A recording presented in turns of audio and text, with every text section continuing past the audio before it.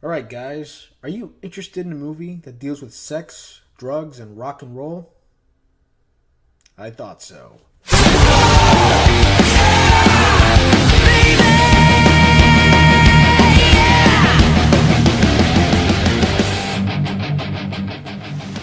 The Dirt is directed by Jeff Tremaine, and it's a biopic on the rock band Motley Crue.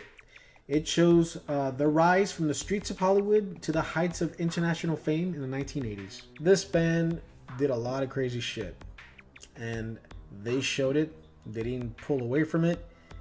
It's crazy. You know what this movie got right is that it didn't pull any punches. A lot of biopics, you're watching them, and you enjoy them, you might not, but even if you do enjoy them, there's a part of the movie where you're thinking, this probably didn't go down this way. Or, yeah, I bet you that didn't really happen. I call bullshit. I doubt that's the way it actually went down. I believe everything that he showed here actually happened. They didn't care.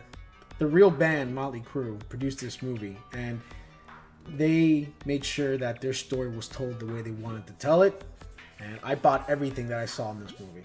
Now, I have read a lot of comments online with people comparing this movie with Bohemian Rhapsody, saying that this is what Bohemian Rhapsody should have been. It should have been unapologetic, it should have been raw, it shouldn't have played it safe, it should have been like this. The story should have been like the way The Dirt was. Which I do agree to a certain extent. I mean, yeah, Bohemian Rhapsody really just centered on Freddie Mercury. And this movie really does give, all band members, backstory and tells their story from their point of view, which is great. But at the same time, none of these characters are really as interesting as Freddie Mercury. So I don't really think it's a fair comparison. The cast was, for the most part, good.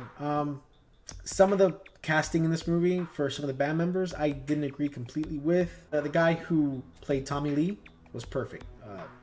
Perfect casting. I think his name was Machine Gun Kelly.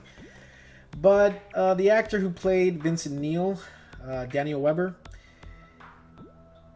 yeah, his acting was much to be desired. There's some scenes in this movie that, we're telling Vince Neil's story, and it really would have brought it home if they had an actor who knew how to act.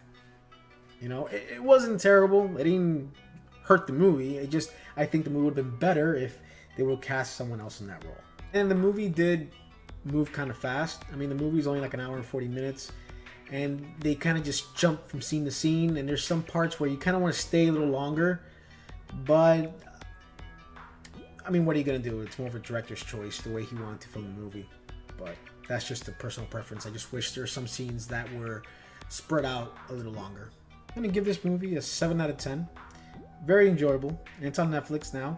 And I hope that Netflix actually does more biopics on, rock bands, because they're definitely interesting and fun to watch.